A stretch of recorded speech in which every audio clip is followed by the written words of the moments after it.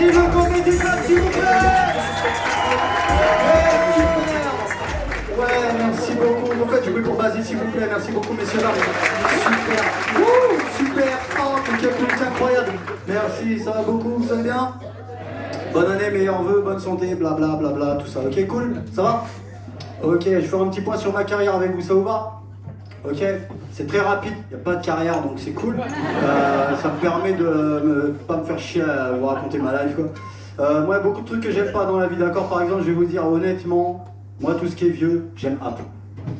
Tout ce qui est en train de mourir, qui prend la place des HLM, ça me casse les couilles quoi. Moi, ma voisine, 95 ans, ok, 95 ans, elle meurt pas, 50 ans qu'elle est dans l'appart, et il y a des gens qui attendent des HLM quoi.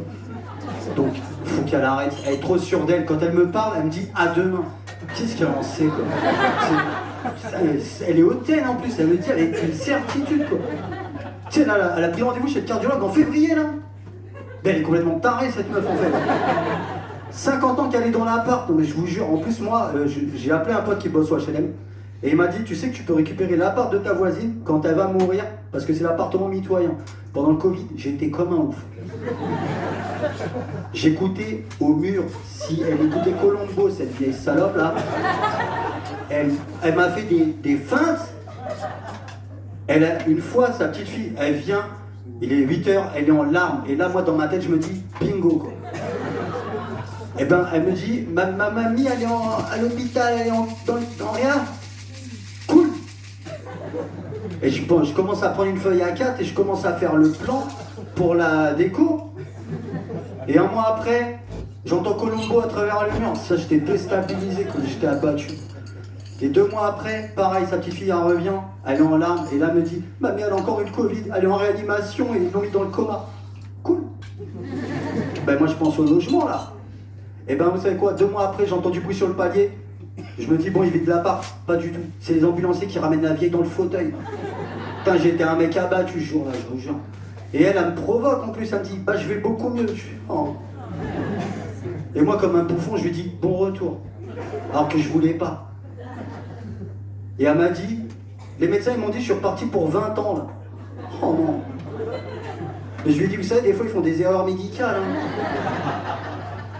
Putain, sérieux, elle lâche pas l'appart, quoi. C'est un truc de fou. Moi, les vieux, j'aime pas ça, mais même tout ce qui est handicapé et tout, tu vois, tout ce qui est en fauteuil électrique et tout. Je sais pas s'il y a des tétraplégiques par applaudissement.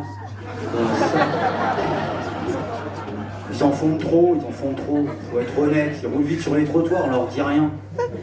Bon, la dernière fois, il y en a un sur Paris, il bombarde. J'ai dit, oh, il freine avec le menton. Je trouve ça haut. Il fait un dérapage, le bâtard en plus. Il fait comme ça, avec le fauteuil. Je lui dis, mais ça va pas de rouler vite, t'as fait me renverser, j'aurais peut-être pu finir. Bonne route, monsieur, bonne route, là. Bonne route. Non, faut mettre des dodanes sur les trottoirs, faut qu'ils arrêtent leur délire. Ou alors, on met des flashs et on leur fait un code du trottoir. Au-dessus de 3 km/h, rétention immédiate du permis de fauteuil électrique. Et du coup, bah, après, ils se démerdent pour rentrer chez nous, les mecs. Voilà, c'est ça qu'il faut leur faire, tu vois.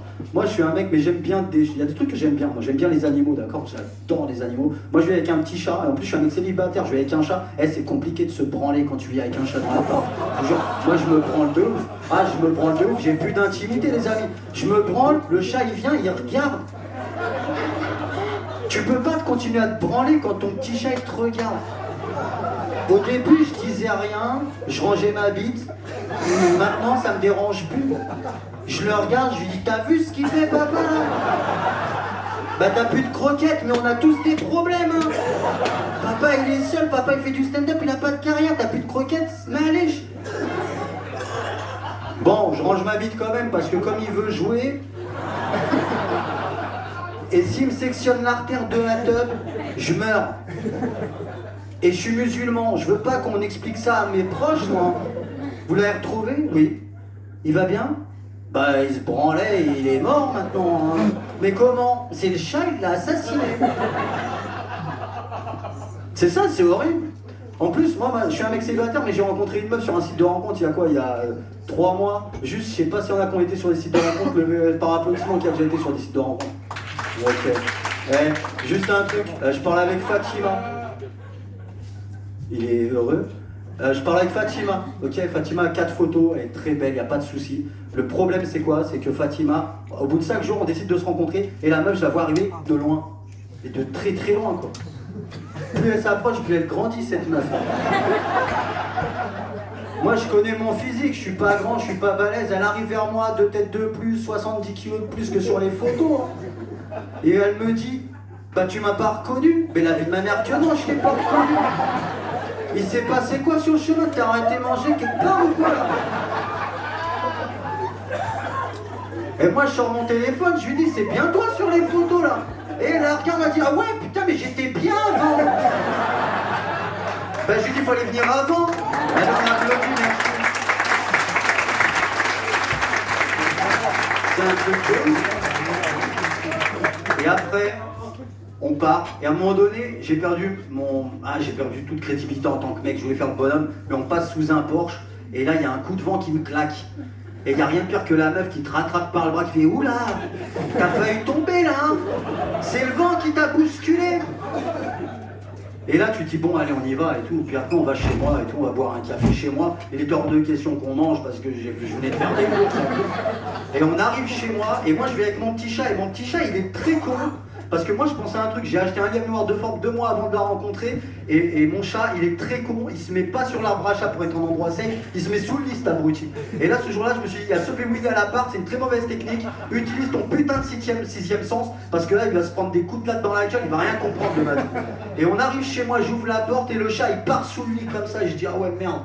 Ah ouais, elle a dit, c'est quoi ça? Je lui dis, c'est pas à manger, c'est le chat. Laisse-le tranquille. Je vais dans la cuisine, je fais un café, elle va dans le lit et je l'entends sauter dans le lit, ça m'a rendu 800 €, mémoire de forme. Elle saute dans le lit, elle est à poil, elle m'attend, elle me dit, viens. Bon, moi je suis plus petit, je viens, obligatoirement, parce que je veux pas me faire frapper ou manger. Et on fait l'amour, mais j'ai fait l'amour fatigué, quoi. C'est comme un vegan, quoi. Des vieux coups de bassin éclatés, comme ça. Voilà, j'étais comme ça. Et elle me dit plus fort. Je lui dis non, il y a le chat en dessous. Après, elle me dit je peux me mettre sur toi? La tête de ma daronne, tu vois, non. Oh, elle est malade, elle est où? Moi, dans ma tête, je suis parti loin. Je suis parano, hein. Je me dis peut-être elle veut se mettre sur moi pour m'assassiner, que je respire plus, pour manger le chat derrière.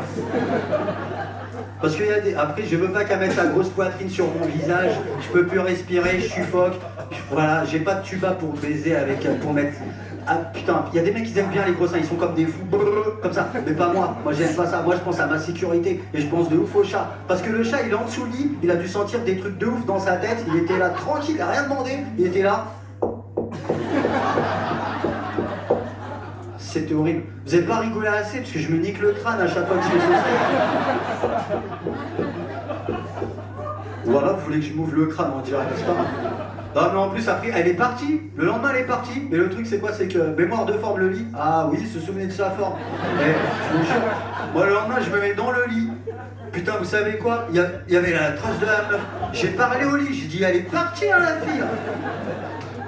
Bon en tout cas mon chat il va mieux et pour vous quitter, je vais vous dire honnêtement, j'aimerais vraiment que mon chat il me parle. Vraiment, je kifferais trop que mon chat il me parle. J'aimerais qu'il m'accueille le soir avec un gros bédo dans les pattes comme ça, qu'il me dise hey, maître, ça c'est une tuerie. C'est Toufik qui te l'a ramené. La dernière fois, j'étais sur le lit. C'est de la bombe. Et je dors 18 heures par jour, mais avec ça, je suis à 22 heures. Par contre, j'ai tous mes fûts, il n'y a plus rien, faut le rappeler, Toufik. Et dernière chose, au fait, si tu peux arrêter de ramener des grosses à l'appart, je suis en dessous du lit, moi, à chaque fois. Voilà. Quand je sors du lit et que je me lèche comme ça, tu dis oh bah il se fait sa toilette, pas du tout, je suis en train de penser mes plaies mec. Voilà. Merci le Jamel Comedy Club, ça a été super. Tapez des pieds, tapez des